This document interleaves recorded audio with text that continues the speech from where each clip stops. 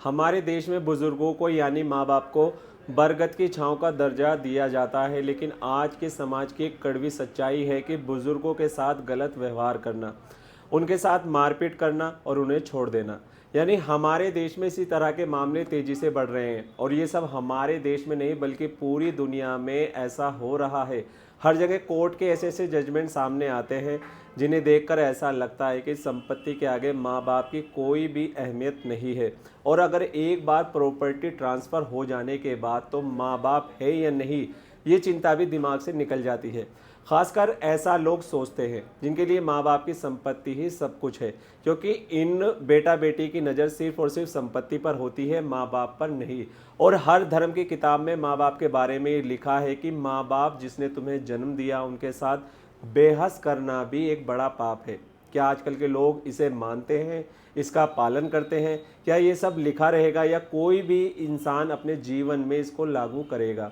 So guys, मेरा नाम है एडवोकेट आबिद और आज की इस वीडियो में मैं आपको ये भी बताऊंगा कि माता पिता को अपने बच्चों को अपनी संपत्ति को कैसे देना चाहिए, यानी ट्रांसफ़र करना है, और किस तरीके से संपत्ति को लेकर आपने डील करना है, ताकि आपके बुढ़ापे में आपको थोड़ी बहुत हिम्मत मिले और अपना ख्याल आप खुद रख पाएँ। आज की इस वीडियो में जिस केस के बारे में हम चर्चा करेंगे उसका नाम है Anil Kumar Dhiman and other versus state of Haryana and other 2021 criminal rate petition 1357। चलिए वीडियो शुरू करते हैं।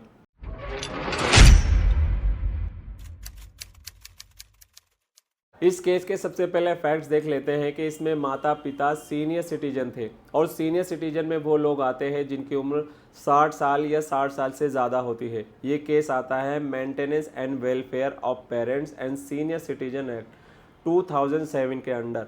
इस केस में माता पिता को संपत्ति से बाहर करने के लिए हर तरह के पैतरे आजमाए गए। इस केस में जहां बेटा और पुत्रवधू को माता पिता का सहारा बनना था, वो लोग उल्टा अपने माता पिता को उस संपत्ति से निकालने की साजिश रच रहे थे। लगातार बेटे और पुत्रवधू के द्वारा बुजुर्ग माता पिता का हरेसमेंट किया जा रहा था और ये सिलसिला काफ़ी लंबे से चला आ रहा था। और ऐसी सिचुएशन देखकर पिता के पास कोई ऑप्शन नहीं बचता तो वो सीधे एसडीएम यानी सब डिविजनल मजिस्ट्रेट के कोर्ट में जा करके एक एप्लीकेशन सीनियर सिटीजन एक्ट में दायर कर देते हैं। और बुजुर्ग माता पिता कोर्ट में ये कहते हैं कि मेरे बेटे और पुत्रवधू को घर से निकाला जाए, क्योंकि इन लोगों द्वारा हमारा काफ़ी लंबे टाइम से हरेसमेंट किया जा रहा है, जो कि ये हमें परेशान करते हैं और हमारे खुद के घर से ही ये लोग हमें निकालना चाहते हैं। ऐसे में सब डिविजनल मजिस्ट्रेट के सामने सारे एविडेंस रखे जाते हैं। तो अब जरा सोच कर देखिए, एक पिता के लिए ऐसी दुखद घटना है कि एक पिता अपने बच्चों को घर से निकालने के लिए कोर्ट का दरवाज़ा खटखटाता है। तो सब डिविजनल मजिस्ट्रेट के द्वारा सारे एविडेंस देखने के बाद ये क्लियर हो जाता है कि बेटे और पुत्रवधू के द्वारा अपने बुजुर्ग माता पिता पर बहुत ही ज़्यादा टॉर्चर किया जा रहा है। कोर्ट ये भी कहता है कि बच्चे जब इस पृथ्वी पर आते हैं तो उनके माता पिता बहुत ज़्यादा खुश होते हैं, लेकिन जब बच्चे अपने बुजुर्ग माता पिता को इस तरह से टॉर्चर करते हैं तो माता पिता की लाइफ एकदम से ख़त्म हो जाती है। उनके जो खुशी के पल होते हैं वो दुख में तब्दील हो जाते हैं।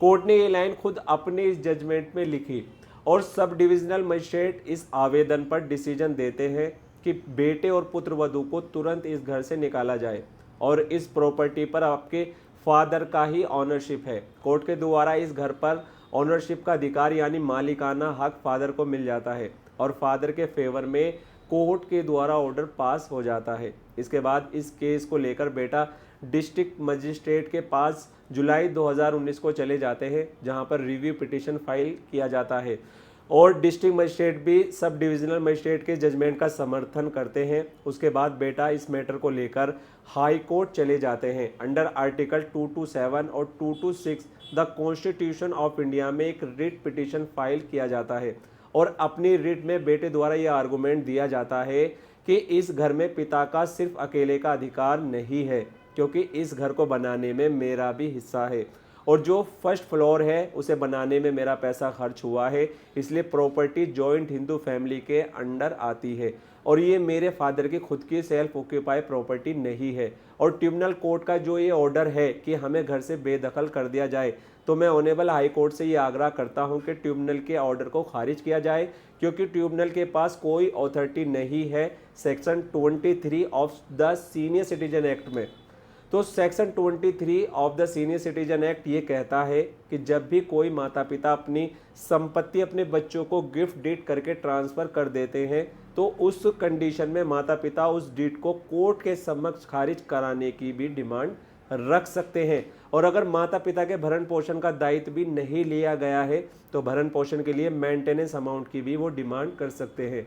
तो ये सेक्शन 23 में कहा गया है। और सेक्शन 23 में ये भी कहा गया है कि अगर कोई बेटा अपने माता पिता से कोई संपत्ति हड़प लेने के बाद उनके भरण पोषण का दायित्व से मुकर जाता है, तो ये मान लिया जाएगा कि फ्रॉड, अनड्यू इन्फ्लुएंस करके उस संपत्ति को हड़पा है, उसी वक्त वही ट्रांसफ़र एब्सोल्युटली इलीगल हो जाएगा और उस डीड को निरस्त कर दिया जाएगा। इस केस में माता पिता के ऊपर बहुत तरह के हथकंडे आजमाए गए थे, जिसमें उनके ऊपर एक डोमेस्टिक वायलेंस का केस भी उनकी पुत्र वधू के द्वारा कराया गया था, ताकि एक्स्ट्रा प्रेशर उनके ऊपर किया जा सके, वो अपना केस कोर्ट में और ज़्यादा मजबूत कर सके। बेटे ने कोर्ट में ये भी कहा कि हमने FIR भी दर्ज कराई, मेरे ये जो माता पिता है इनका एक फास्ट ट्रैक रिकॉर्ड रहा है कि ये लोग लगातार मेरी वाइफ के ऊपर टॉर्चर करते हुए आ रहे हैं।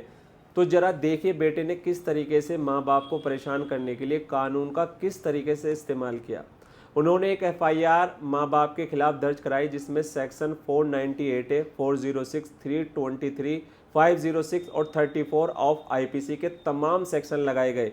जब ये केस डिस्ट्रिक्ट मजिस्ट्रेट के पास पहुंचा था, तब डिस्ट्रिक्ट मजिस्ट्रेट ने माता पिता को ये पूरा पावर दिया कि कानून के थ्रू वो एक एक्शन प्लान ले सकते हैं। एक्शन प्लान यानी कि अगर ज़रूरत पड़ी तो जिला मजिस्ट्रेट माता पिता को पुलिस अथॉरिटी की हेल्प भी उपलब्ध कराएंगे, ताकि उनकी लाइफ एंड उनकी जो संपत्ति है उसको प्रोटेक्ट किया जाए।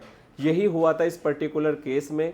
तो section 22 rule 24 of the senior citizen act में ये बात क्लियरली मेंशन किया गया है कि डिस्ट्रिक्ट मजिस्ट्रेट अपने ऑर्डर में लिख देते हैं कि अगर ये लोग घर से ना निकले तो पुलिस वालों की भी आप मदद ले सकते हैं। और यही हुआ था इस पर्टिकुलर केस में।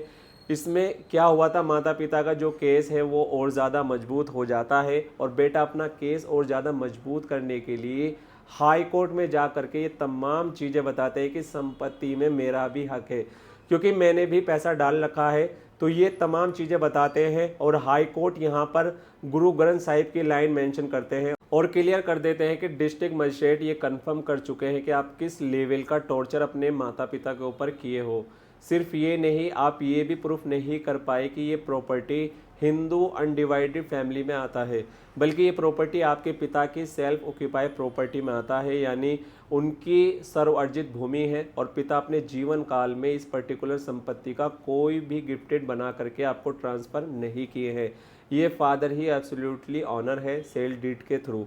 तो कोर्ट में एक सेल डीड पेश किया गया था, ये एब्सोल्युटली क्लियर हो जाता है कि पिताजी संपत्ति के मालिक हैं। तो इस चीज़ को मद्देनज़र रखते हुए संपत्ति से बाहर निकालने का ये जो ऑर्डर है इसको बरकरार रखा जाता है और इमीडिएटली बेटा और पुत्र वधू को घर से निकाल देने का ऑर्डर दिया जाता है। और यहीं पर एक सलाह मैं आपको देता हूं कि अगर संपत्ति को आगे चलकर गिफ्टेड बनाने के बारे में आप सोच रहे हैं तो section 23 of the senior citizen act को जरूर मेंशन कीजिएगा, ताकि आगे चलकर भरण पोषण के दायित्व से अगर बच्चे मुकर जाते हैं तो संपत्ति मिल जाने के बाद तो आपके पास एक रास्ता खुला हुआ रहेगा, ताकि संपत्ति को कोर्ट में जा करके वापस मांग सकते हो और गिफ्ट डीड को निरस्त कराने की घोषणा करवा सकते हैं। और दूसरा, डिस्ट्रिक्ट मजिस्ट्रेट के पास जा करके एक्शन प्लान के लिए भी एप्लीकेशन लगा सकते हैं। अगर वो लोग घर से ना निकले, यानी पुलिस ऑफिसर की भी आप मदद ले सकते हैं section 22 rule 24 of the senior citizen act के द्वारा। मैं उम्मीद करता हूं आपको वीडियो पसंद आई होगी। अगर आपको वीडियो पसंद आई है तो वीडियो को लाइक और शेयर ज़रूर करें और हमारे यूट्यूब चैनल को सब्सक्राइब करें और साथ में बेल आइकन को प्रेस करें, ताकि आने वाली इसी तरह की वीडियो आपको आसानी से मिल सके। और अगर इस वीडियो को लेकर आपके मन में कोई क्वेश्चन है तो आप कमेंट बॉक्स में कमेंट करके हमसे पूछ सकते हैं।